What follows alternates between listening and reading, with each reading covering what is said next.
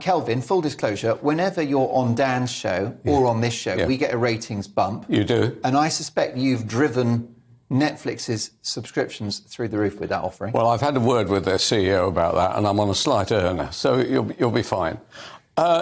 Right. By the way, the other thing that happened from that, after that, I got bumped by Good Morning Britain. So is that right? Yeah, that's right. So I'm being traduced by Meghan and given the elbow by Good Morning Britain. So there we are. I must be doing something right. Support for this couple has become very tribal now, hasn't it?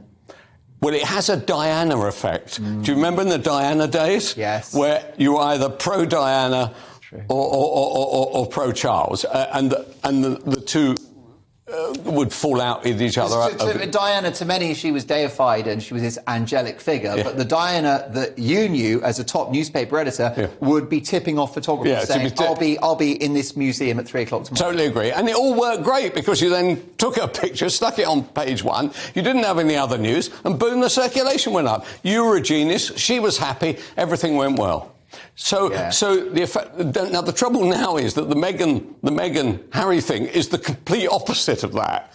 You want to take a picture is being taken in which she is going to emerge rather badly. Now this thing here, if somebody paid me $80-odd million to have 6 hours of PR on a global basis, where do I sign? I can't imagine how many would be seeking subscription to the Mark Dolan life story. It's incredible. But some of the aspects of it, pouring a bucket over William about the screaming match, calling his father a liar, the bullying, the sense that they are in a shocking state. Have you seen the size of their house? They have a 14-bathroom house. What are they moaning about? Why don't they just get on with their lives? And the answer to that is the money. Obviously, he's had the money cut off by the palace.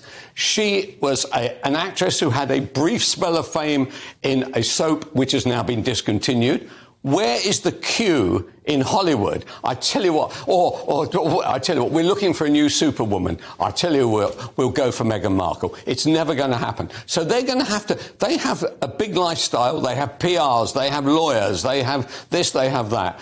They need money. So along comes our old friends at Netflix. Hey, here we go. And it works for them. Run up to Christmas. $80 million is neither here nor there. And actually, they'll probably be moaning. Now, this is the thing for your viewers to think about. They're probably going to be moaning for the next 20 years. Because every time they give a good moan, up comes another couple of $1 million. And the question is, OK, so what's the next thing to happen? It wasn't long ago that Fergie was endorsing Weight Watchers. Well, that didn't go too well, did it? I mean, I don't want to be unkind at all. You're looking very trim these days, by the way. Well, this is a Slimming World, not Weight Watchers. Anyway, so that is the issue for them. The issue for them, I'm afraid, you're going to have to put up with moaning. But it's a terrible thing when you take a family dispute. Is there anybody watching who hasn't got a family dispute?